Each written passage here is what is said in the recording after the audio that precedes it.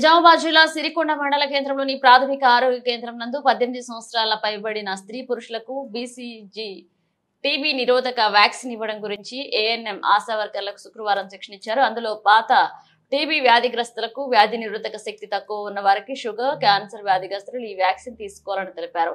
Vaccine మొదలు పెట్టడానికి 3 నెలల సమయం పడుతుందని, ఈ లోపు సూచించిన వ్యాధిగ్రస్తులను గుర్తించారని ఏఎన్ఎం ఆశా వర్కర్లకు సూచించారు. ఈ కార్యక్రమంలో మెడికల్ ఆఫీసర్, సూపర్వైజర్లు, MLHPలు తదితరులు పాల్గొన్నారు.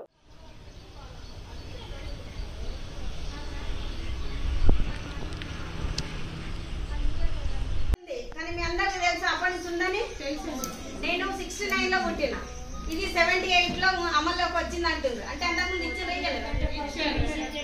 అంటే గవర్నమెంట్ రూల్ ప్రకారం అంటే మధ్య మధ్యలో అంటే కొన్ని సంస్థలు తీసుకొని ఇచ్చిండొచ్చు బిజినెస్ గానో ఎట్లనో. కానీ ఇంకా చేయబడిన 18 సంవత్సరాలకు పైబడిన వ్యక్తులకు వయోజన బీసీజీ వ్యాక్సిన్ ఇంకా వస్తున్నాయి. కిటికీలు ఎందుకు ఇయ్యాలో ఎందుకు ఇయ్యదు. 9వది బీసీజీ వ్యాక్సిన్ సురక్షితమేనా? రియాక్షన్స్ వస్తాయా? 1లో అప్పటి నుంచి రియాక్షన్స్ రావు. అంతకన్నా ముందు కొందరిలో భయాలు ఉండే కాబట్టి దాని తర్వాత 1921 తర్వాత ఈ భయం అనేది తొలగిపోయి 1921లో ఈ చట్టము అమలు పరిచింది. మన భారతదేశంలోకి 1948 నుండి బీసీజీ వ్యాక్సిన్ ఉపయోగించబడ్డది.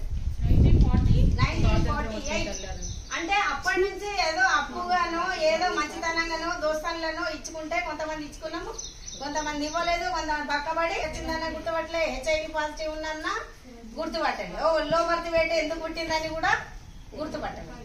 కాబట్టి ఇదంతా కొత్త అవగాహనకి ముందుకు వచ్చింది. అమ్మ ఏం